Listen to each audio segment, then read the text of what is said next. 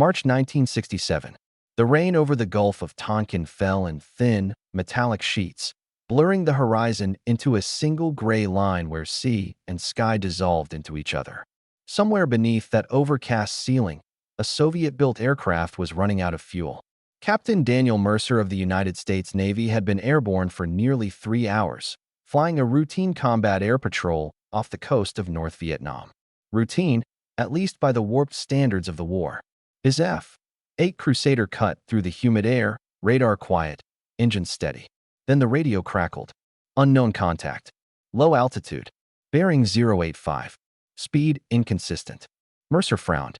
North Vietnamese MiGs were usually precise. Fast climbs, controlled vectors, tight ground guidance. This was different. The radar return wavered, dipped, surged, then nearly vanished. He descended through the clouds and saw it. A Tupolev Tu-16 Badger. Not a fighter, not a reconnaissance drone. A Soviet strategic bomber, massive, twin-engined, designed to carry nuclear weapons across continents. And it was flying alone, low and wrong. Mercer stared, disbelief momentarily overwhelming training. The aircraft's markings were unmistakable. Red stars, faded but clear. This was not a Vietnamese-operated machine. This was Soviet. The bomber's left engine belched black smoke. Its altitude bled away in slow, inevitable meters. The Tu-16 wobbled, corrected, then wobbled again. Control, this is Crusader Tu-1, Mercer said slowly. I have visual on a Soviet Tu-16. Repeat, Soviet. It appears damaged and low on fuel. Silence followed. Then, carefully measured words. Crusader Tu-1, maintain visual. Do not engage. Stand by. The Tu-16 began descending toward the coastline, not toward Hanoi, but east, toward open water and, beyond it, American carrier groups. Someone, Mercer realized, had made a decision aboard that bomber. A decision that violated every protocol of the Cold War. The Badger dropped its landing gear. Mercer's pulse spiked. That aircraft was never meant to land on a carrier deck. It was barely meant to land on anything other than reinforced Soviet runways stretching miles into frozen steppe. Yet the bomber turned, sluggish and wounded, toward the USS Constellation. Within minutes, the Pacific Fleet was awake. Radar operators watched in stunned silence as the massive silhouette crawled toward American-controlled airspace. Fighters formed a loose escort. Anti-aircraft crews stood by, fingers hovering near triggers. Orders flew. Counter-orders followed. Shoot it down. Escort it. Force it to ditch. Let it land. The decision came from far away, from rooms without windows and men who understood that history sometimes arrived unannounced. Let it land. The carrier deck crew stared as the impossible unfolded. The Tu-16 screamed overhead, engines coughing, then slammed onto the runway in a shower of sparks, tearing steel arrestor cables like thread. It rolled, shuddered, and finally stopped with its nose hanging inches from the edge of the deck. For a moment, nothing happened. Then the cockpit hatch opened. 3 men emerged. They were young, younger than expected. Soviet flight suits, soaked with sweat and rain. One raised his hands. Another clutched a leather-bound folder to his chest, as if it were more valuable than his life. The Cold War had just crossed a line no one had planned for. The bomber was secured under armed guard within minutes. Marines surrounded it. Engineers stared at it. Intelligence officers arrived by helicopter before the engines had even cooled. The Tu-16 was not supposed to be here. Colonel James R. Holloway of Naval Intelligence arrived that night.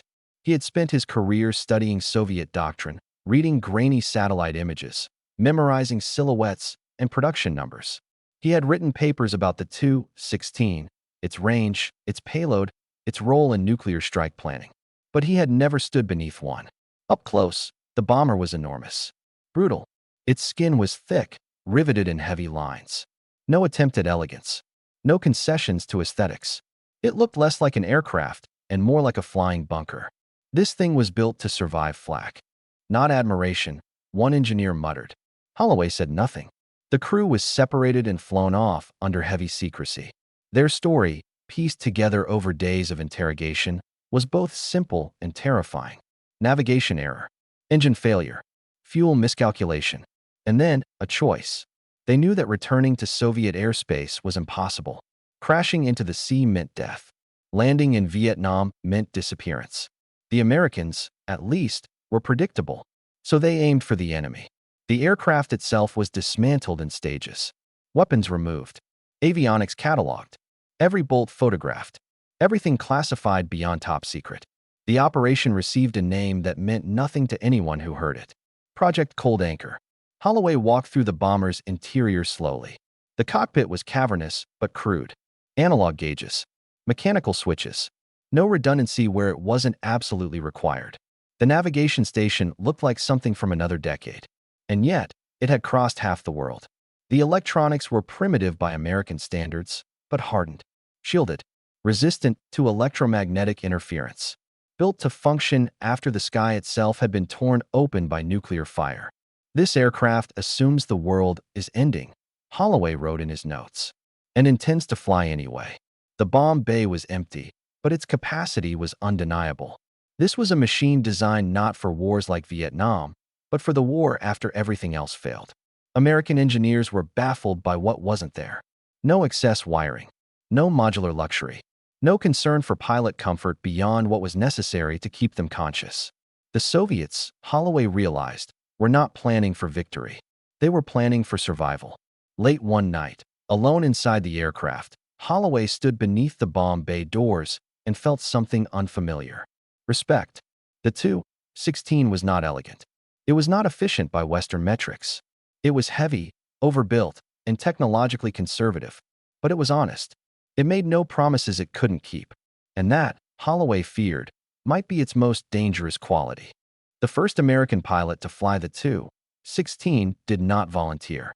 Commander Richard Slate Donovan had spent 22 years in naval aviation. Korea, early Vietnam, test programs that never made it into press releases. He had flown aircraft that were temperamental, dangerous, and unfinished.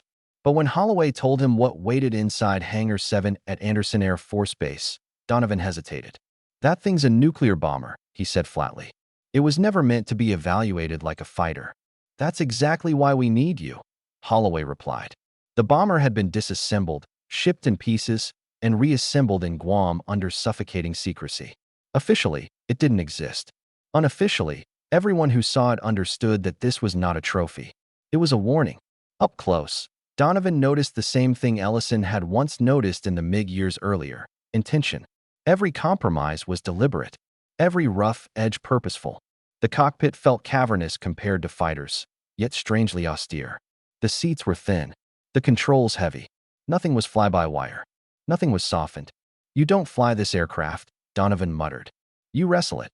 The checklists were short, shockingly short for something of this size. Soviet manuals assumed competence and punished hesitation. There were no safeguards against stupidity. If you made a mistake, the aircraft did not correct you. The engines started with a deep, uneven rumble that shook the hangar floor. They didn't whine like American turbojets. They growled, as if offended by being woken. The takeoff run was long, longer than Donovan liked.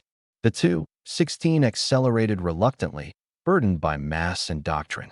Then, finally, it lifted, not gracefully, but decisively. Once airborne, the bomber settled into something like indifference.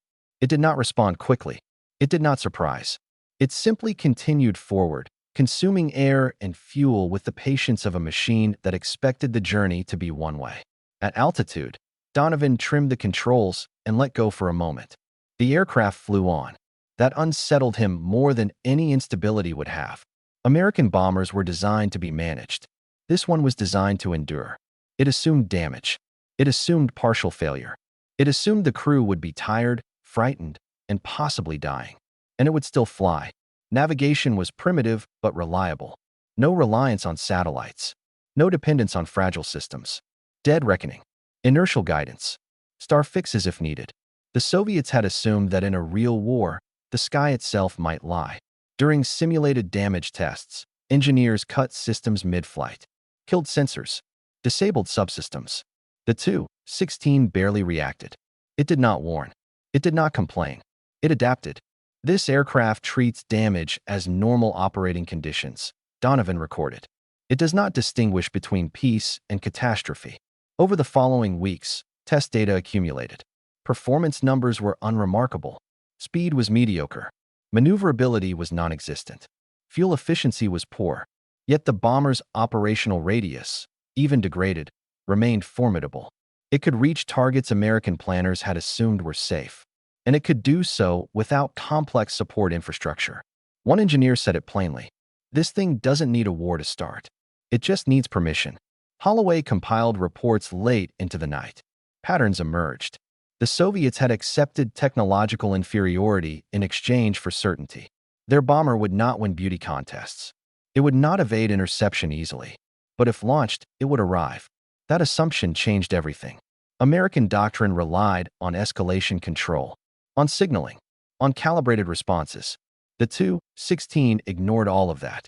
It was a blunt instrument designed for moments when subtlety was irrelevant. Donovan's final flight nearly ended the program. During descent, one engine flamed out. Then another surged. Warning lights flickered. The bomber yawed violently. Instinct screamed to eject. But there were no ejection seats. Donovan remembered the Soviet crew, their decision, their understanding of the aircraft. He did what they would have done. He kept flying. Manual controls. Raw inputs. No automation to save him. The bomber descended through cloud and rain, wounded but obedient. It landed hard. The aircraft survived. Afterward, Donovan sat in silence for a long time. I finally understand it, he said to Holloway. This bomber was never meant to come back. It was meant to arrive. The political reaction was muted. Carefully muted. Officially, the aircraft had provided limited insights. Unofficially, strategic planners were alarmed. The Tu-16 represented a mindset incompatible with American assumptions. It was not about dominance. It was about inevitability. The captured crew, eventually exchanged quietly, had delivered more than a bomber. They had delivered a philosophy, one that said war was not a contest of brilliance, but of survival under worst conditions. Holloway closed his final report with a sentence that would remain classified for decades. The most dangerous weapons are not those designed to win, but those designed to function when winning is no longer possible. The Tu-16 never appeared in public. There were no photographs, no triumphant briefings, no museum displays.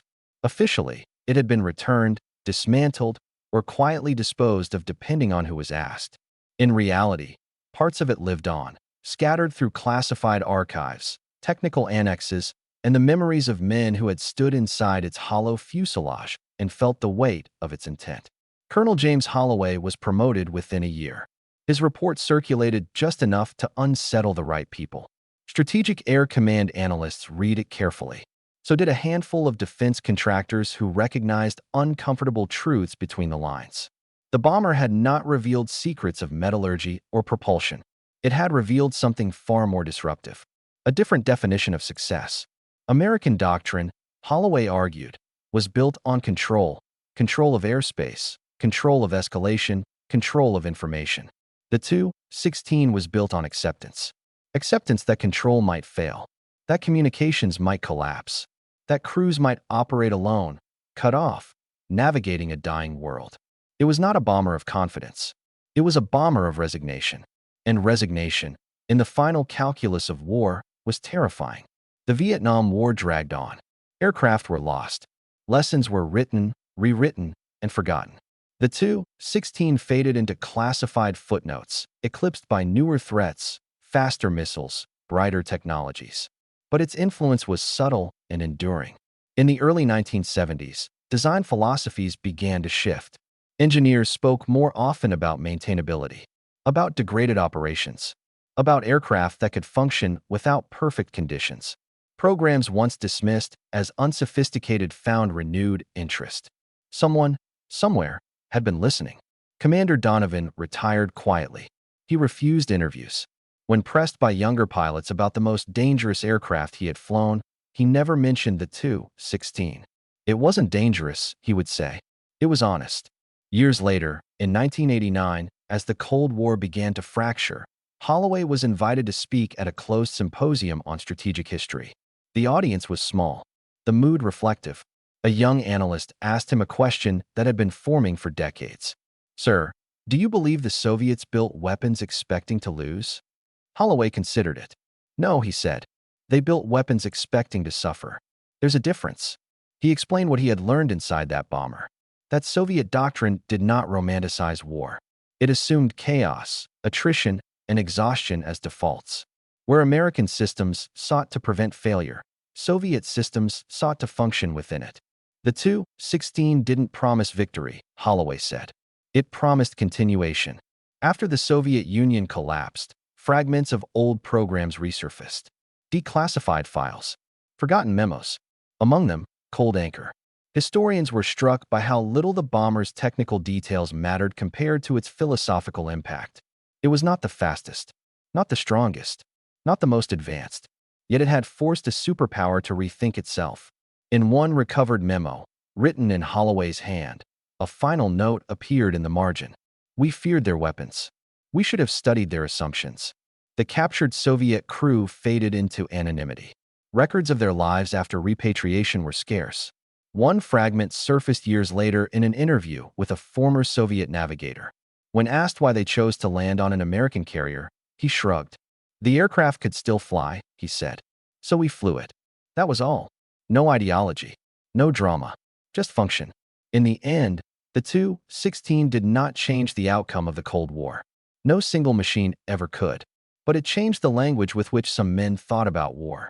It reminded them that complexity was not resilience, that elegance did not guarantee survival, and that the most enduring machines were not those designed for triumph, but those designed to operate when triumph was no longer an option. In a world obsessed with superiority, the bomber had offered a quieter lesson. Endurance is not inspiring, but it is decisive.